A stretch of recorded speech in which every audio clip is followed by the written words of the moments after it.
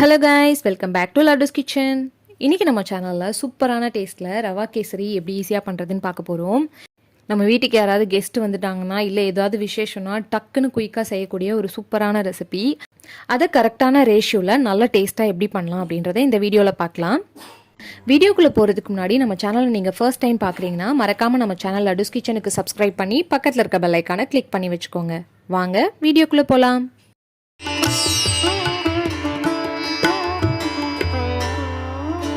ரவா கேசரி பண்ணுறதுக்கு 1 கப் அளவுக்கு ரவா எடுத்திருக்கேன். இதை கடாயில் சேர்த்து மிதமான சூட்டில் நல்லா வறுத்துக்கோங்க.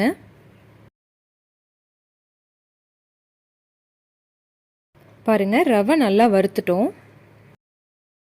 இந்த ஸ்டேஜில் 1 டேபிள் ஸ்பூன் அளவுக்கு நெய் சேர்த்துக்கலாம். நெய் சேர்த்து ஒரு 2 நிமிஷத்துக்கு நல்லா வறுத்துக்கோங்க.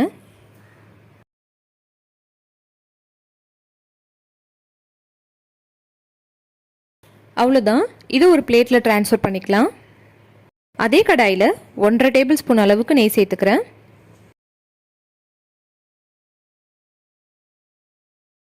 கூடவே ஒரு 10 முந்திரி இந்த மாதிரி உடச்சி எடுத்திருக்கேன். அதை இதில் சேர்த்து நல்லா வறுத்துக்கலாம்.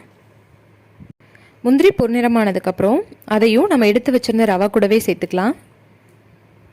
அதே கடாயில் 1 கப் ரவைக்கு 1 கப் பால், அதே கப்பில் 1 கப் அளவுக்கு தண்ணி சேர்த்துக்கிறேன். இது நல்லா கொதிக்கட்டும். பாருங்கள், பாலும் தண்ணியும் நல்லா கொதி வந்துருச்சு. இந்த ஸ்டேஜில் கொஞ்சமாக ஃபுட் கலர் சேர்த்துக்கிறேன். சேர்த்து நல்லா மிக்ஸ் பண்ணி விட்டுடலாம். இது கூட நம்ம வறுத்து வச்சுருந்த முந்திரி ரவா ரெண்டையும் சேர்த்துக்கலாம்.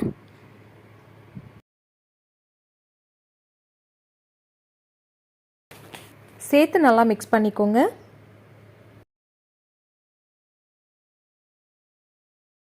இது இந்த அளவுக்கு நல்லா கெட்டி ஆயிடுச்சு. இந்த ஸ்டேஜில் 1 கப் ரவைக்கு 1.5 கப் அளவுக்கு சர்க்கரை சேர்த்துக்கலாம். சேர்த்து நல்லா கிண்டி விடுங்க.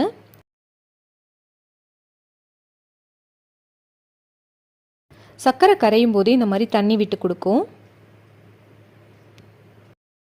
இதை நல்லா கட்டி இல்லாமல் மிக்ஸ் பண்ணிகிட்டே இருங்க. இந்த ஸ்டேஜில் 1 டேபிள் ஸ்பூன் அளவுக்கு நெய் சேர்த்துக்கலாம். ஒரு 3 ஏலக்காய் இந்த மாதிரி இடிச்சிட்டு சேர்த்துக்கிறேன். சேர்த்து நல்லா மிக்ஸ் பண்ணிக்கோங்க.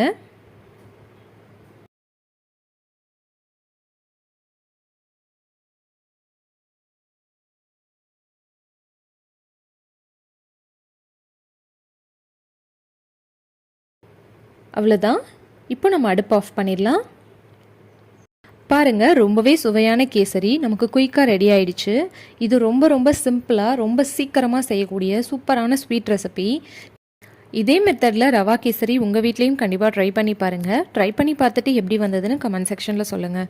மறக்காமல் நம்ம சேனல் லட்டுஸ் கிச்சனுக்கு சப்ஸ்கிரைப் பண்ணி பக்கத்தில் இருக்க பெல் ஐக்கானை கிளிக் பண்ணி வச்சுக்கோங்க. தேங்க்யூ ஃபார் வாட்சிங். Eat healthy, stay healthy.